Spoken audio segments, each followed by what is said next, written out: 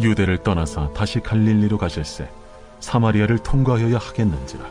사마리아에 있는 수가라는 동네에 이르시니 야곱이 그 아들 요셉에게 준 땅이 가깝고 거기 또 야곱의 우물이 있더라. 예수께서 길 가시다가 피곤하여 우물 곁에 그대로 앉으시니 때가 6시쯤 되었더라. 사마리아 여자 한 사람이 물을 기르러 왔음에 예수께서 물을 좀 달라. 이는 제자들이 먹을 것을 사러 그 동네에 들어갔음이로라. 사마리아 여자가 이르되 당신은 유대인으로서 어찌하여 사마리아 여자인 나에게 물을 달라 하나이까? 이는 유대인이 사마리아인과 상종하지 아니함이로라. 네가 만일 하나님의 선물과 또 내게 물 좀 달라 하는 이가 누구인 줄 알았더라면 네가 그에게 구하였을 것이요 그가 생수를 내게 주었으리라. 주여, 물 기를 그릇도 없고 이 우물은 깊은데 어디서 당신이 그 생수를 얻겠사옵나이까?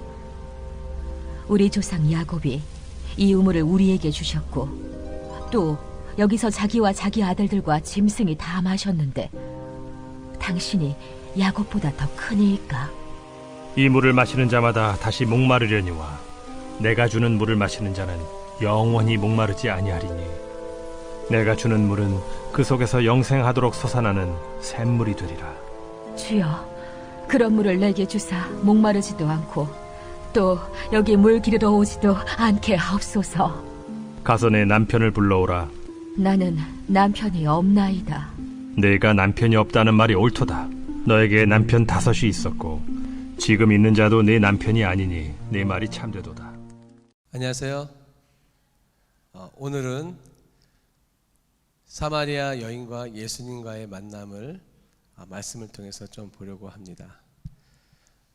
이 본문은 우리가 참 많이 듣기도 하고 또한 저 또한도 설교도 많이 했던 부분인데 오늘은 다른 각도에서 이 본문을 좀 보려고 합니다. 만남입니다. 예수님과 사마리아의 만남을 통해서 과연 사도 요한은 어떤 부분을 우리에게 말하려고 하는 걸까? 특별히 예수님 쪽의 만남을 우리가 오늘 집중해서 좀 보려고 합니다. 만남이라는 단어를 사전에서 찾아봤더니 만나는 일이라고 했습니다.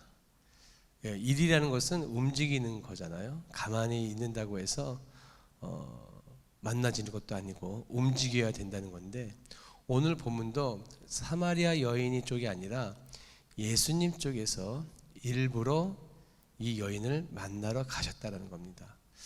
한편으로는 본문에서 예수님이 일부러 가셨다는 본문을 찾고 싶었었습니다. 그래서 잘 봤더니 말씀의 4절에 보니까 사마리아를 통과하여야 하겠는지라 라는 말씀이 있었습니다. 하겠는지라, 뭔가 분명한 목적이 있어서 그곳을 꼭 가야 되겠다는 거겠죠. 당시 이스라엘 백성들, 유대인들은 사마리아 지역을 통과하지 않았습니다. 그 민족은 아수르라는 나라로부터 민족을 멸살하기 위해서 그 아수르라는 민족과 사마리아에 있는 민족들을 혼혈로 만들어 버렸습니다. 그로 인해서 북쪽에 있는 이스라엘 사람이나 남쪽에 있는 이스라엘 사람들이 사마리아인들은 너희들은 순수성이 사라졌다. 그러면서 그때부터 이 사마리아의 지역을 통과하지 아니하고 우회해서 올라가던가 또한 지중해를 통해서 가게 되었는데 오늘 본문의 예수님은 그 사마리아를 말씀해 보니까 가야겠다 하겠는지라 이렇게 분명하게 말씀하고 있습니다. 이유가 있습니다. 누군가를 만나러 가야 된다는 거겠죠. 목적이 있다라는 겁니다. 우리가 알고 있듯 사마리아 여인을 만나고 난 다음에 그 여인이 예수를 메시아를 만나고 그 마을에 가서 복음을 막 만났다라는 이야기를 전할 때 그 다음에 예수님이 이런 구절이 있습니다. 예수께서 이르시되 나의 양식은 나를 보내신 이의 뜻을 행하며 그의 일을 온전히 이루는 이것이니라. 하나님의 뜻을 가지고 예수님이 이 땅에 오셨다는 거죠. 그 하나님의 뜻이라는 것은 복음이라는 겁니다. 복음을 전하기 위해서 이 땅에 오셨대요.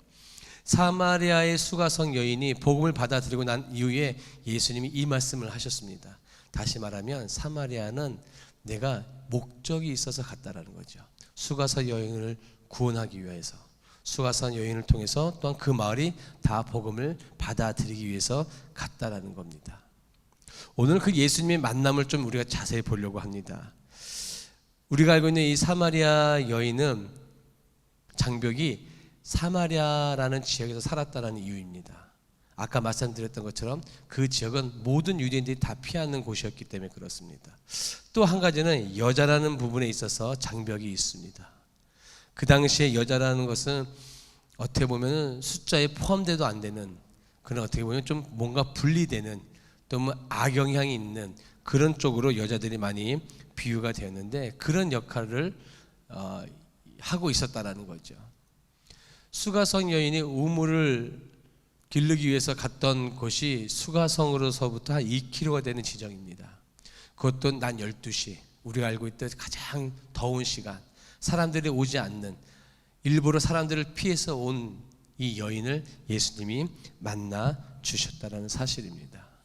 자, 그런데 아까 말씀드렸던 것처럼 예수님의 만남 쪽에 초점을 좀 맞추고 싶습니다. 예수님이 이 땅에 오신 목적을 성경의 여러 군데에서 말씀하고 있는데, 우리가 알고 있듯이 예수님은 죄인들을 만나러 오셨다. 나는 섬김을 받으려고 온 것이 아니라 섬기려고 왔다. 나는 또한 잃어버린 자들, 쉽게 말해서 세상 사람들로부터 잊혀졌던, 기억하지도 못하는 사람들을 예수님이 만나러 오셨다는 겁니다. 마음이 딱딱한 자들, 뭔가 마음에 메말라 있는 자들을 예수님이 이 땅에 오셨다는 거죠. 그 중에 한 사람이 또한 이 사마리아 여인이기도 합니다. 여러분, 예수님이 이 많은 사람들을 만나면서 어떤 방법으로 다가가셨을까요? 예수님이 수많은 사람들을 만났습니다. 바리새인과 사두개인들을 만나면서도 예수님이 화 있을진저, 화를 내셨다는 거죠. 화를 내면서 그들에게 말하기를, 야, 너희들 이런 식으로 생활하면, 신앙생활하면 안 된다. 똑바로 해야지. 너희들 그렇게 신앙생활하면 지옥 간다.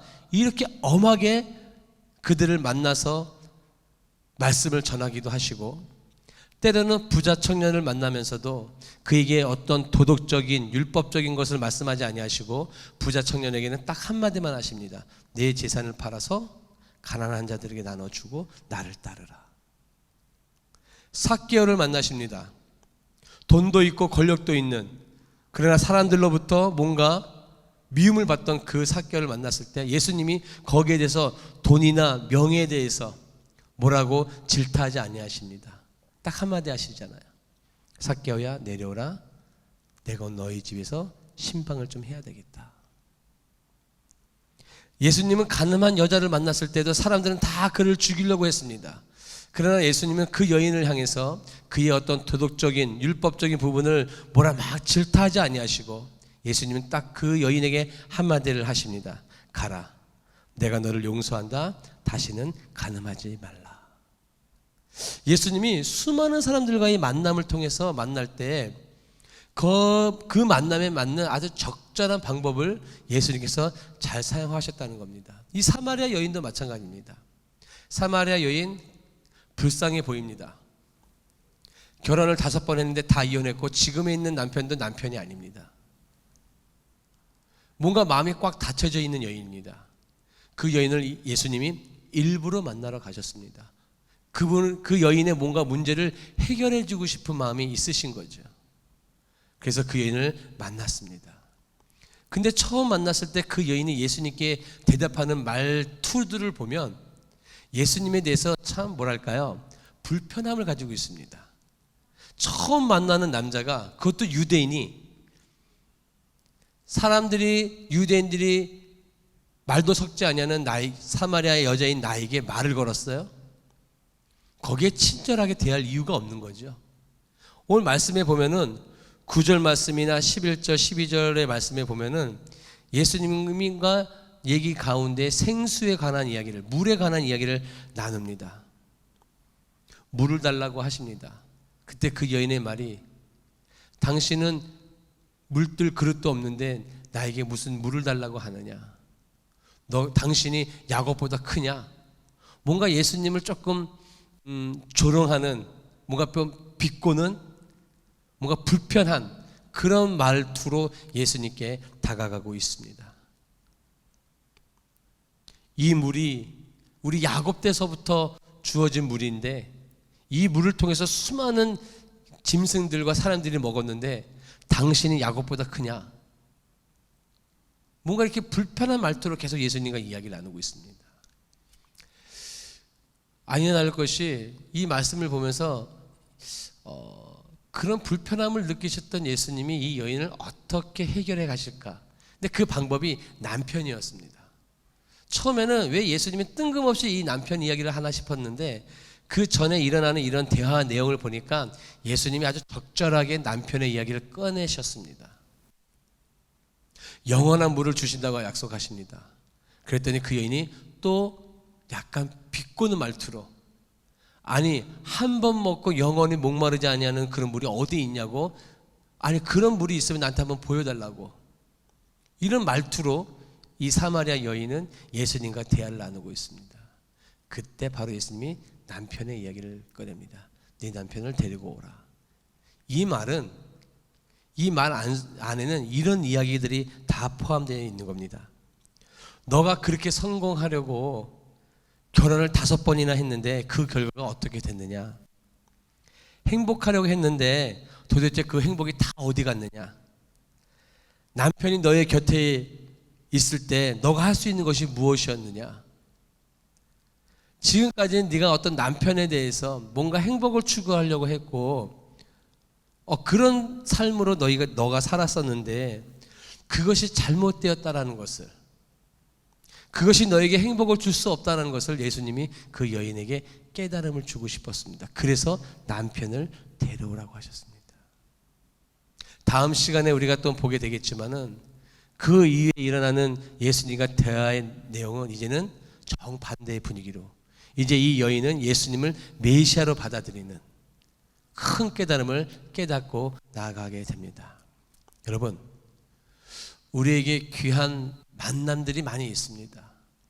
예수님이 수많은 사람들을 만나면서 그 만남의 가장 적절한 방법을 사용하셔서 만났던 것처럼 여러분, 우리도 그 만남들을, 우리가 만나는 만남들을 통해서 예수님이 이 땅에 오셔서 하나님의 뜻을 이루시려고 만남을 만나셨던 것처럼 우리도 그런 예수님의 길을 따라가야 하는 제자들입니다. 아침에 일어날 때 기도하십시오. 내가 만나는 사람들을 어떻게 만나야 될지, 그 마음의 문을 여시는 분은 하나님이시니까 그 하나님께 기도하면서, 하나님, 오늘 내가 만나는 모든 사람들 가운데 하나님의 복음을 잘 전할 수 있는 하늘의 지혜와 이 마음의 성령의 충만함을 내게 허락하여 주시옵소서. 예수님께서 이 땅의 만남을 통해서 구원을 전해주셨던 것처럼 내가 만나는, 늘 가는 어떤 가게집이나 만나는 친구들이나 가족들이나 그냥 만나는 것이 아니라 하나님께 기도하고 만날 수 있는, 그래서 그 만남 가운데 하나님의 뜻을 이룰 수 있는 저와 여러분들 되기를 간절히 기도합니다. 기도하겠습니다. 하나님, 만남의 우연은 없습니다. 예수님께서 사마리아 여인을 일부러 찾아가셨던 것처럼